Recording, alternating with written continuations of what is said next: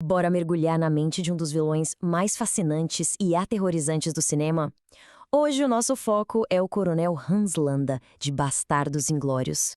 Para começar, nada melhor do que ouvir o próprio homem, né? Essa frase aqui, ela vai muito além de simples arrogância. É orgulho puro na própria competência. Para ele, ser chamado de caçador de judeus não é uma vergonha, é uma medalha de honra. É a prova de que ele é o melhor no que faz. E é aí que a gente entra. Essa é a pergunta de US$ 1 milhão, certo? O que faz esse cara ser tão eficaz e, ao mesmo tempo, tão apavorante? Como é que o roteiro consegue criar alguém que é pura simpatia num minuto e um monstro no outro? É uma construção de personagem simplesmente genial. Então, para a gente decifrar essa figura, o primeiro passo é encarar de frente a complexidade dele. Landa definitivamente não é aquele vilão de uma nota só. E aqui tá o grande enigma, né?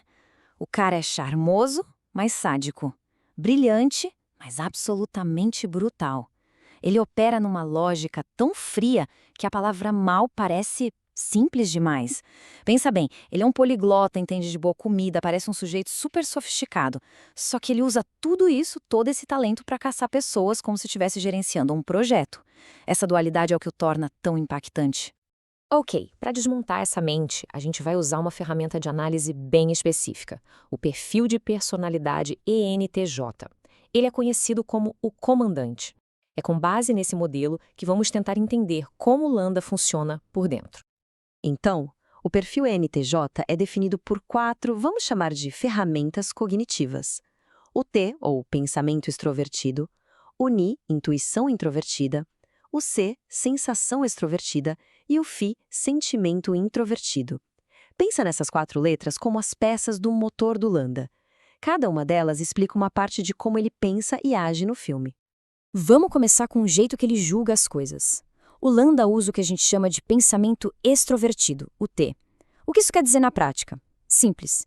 Ele não tá nem aí para teorias. A única pergunta na cabeça dele é: o que funciona? O que vai me dar o resultado que eu quero aqui e agora?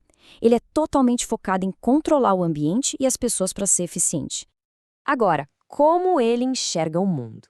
A intuição dele é introvertida, a NI. Diferente de alguém que fica pensando em e se isso, e se aquilo, a mente do Landa funciona como um funil. Ele pega um monte de informação e, pá, chega numa única conclusão, num palpite certeiro sobre o que está realmente acontecendo. Beleza, já vimos a teoria. Agora vamos ver como isso funciona na prática, no filme. Vamos começar com a função principal dele, o que realmente move o Hans Landa. A função dominante dele é, sem dúvida, o pensamento extravertido, o T. É daqui que vem aquela eficiência implacável, aquele controle total do ambiente. É por isso que ele trata a missão dele como se fosse uma tarefa de gerenciamento de projetos. Ele não parece ser um fanático movido por ideologia, ele é movido pela eficiência. A missão dele é só um problema logístico a ser resolvido. E a cena de abertura do filme é um estudo de caso perfeito disso. Aquilo não é só interrogatório, é um método. Primeiro, ele estabelece autoridade total. Depois, ele monta uma armadilha lógica, com aquela metáfora dos ratos. E no final, ele encurrala o fazendeiro a ponto de que a única escolha lógica, a única escolha pragmática é cooperar. É o teu em ação, de forma brutal. Mas não é só lógica fria. A segunda ferramenta dele, a função auxiliar, é a intuição introvertida, a NI. E essa é quase como um superpoder. É o que permite que ele veja padrões que ninguém mais vê e simplesmente pule para a conclusão certa. É como se ele soubesse das coisas antes de ter as provas. E ele mesmo explica isso, com todas as letras. Quando ele diz, eu consigo pensar como um judeu, ele está descrevendo exatamente esse processo da nicho. Ele não está chutando, não está adivinhando. Ele está se colocando no lugar do alvo, entendendo a lógica deles, para intuir a única verdade possível. Ele vai direto na resposta. Ok, mas o Landa não é só um robô calculista. Ele tem um lado teatral, um showman.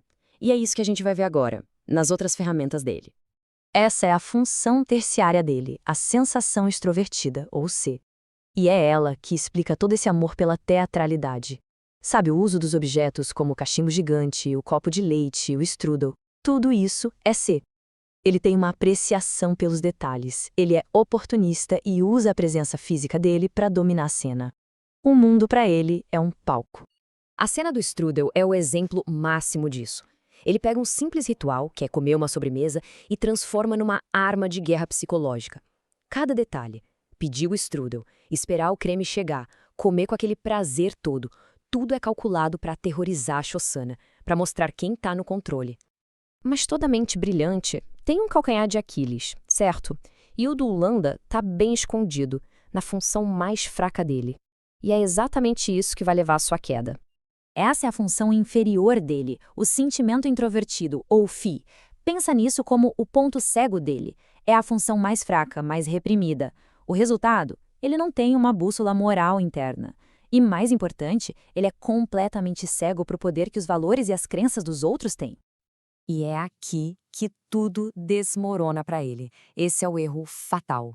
Para Landa, a lógica é tudo. Um acordo é um acordo, ele assume que todo mundo pensa assim. Mas para o Aldo Raine, a realidade é outra. A justiça é a realidade suprema. Landa, com seu pragmatismo, simplesmente não consegue entender que alguém possa ser movido por um código de honra pessoal, por valores que estão acima de qualquer acordo. Bom, com todas as provas na mesa, acho que a gente já pode fechar este caso. Vamos ao veredito final sobre o perfil do Standardtenfigurer Hans Landa. Então, o veredito é claro. Hans Landa é o exemplo perfeito de um ENTJ. Cada peça se encaixa. A função dominante, o T, faz dele o executor implacável. A auxiliar, Mi, o visionário com aqueles insights geniais. A terciária, C, o performer que domina qualquer ambiente. E por fim, a inferior, Fi, é o seu ponto cego. A falha no sistema que o Aldo Raine soube explorar tão bem. Isso tudo deixa a gente com uma pergunta bem desconfortável, né? O personagem do Landa é um lembrete poderoso do que acontece quando se tem um brilhantismo imenso, uma competência absurda, mas sem nenhuma consciência por trás. Qual é o verdadeiro custo de uma inteligência sem alma?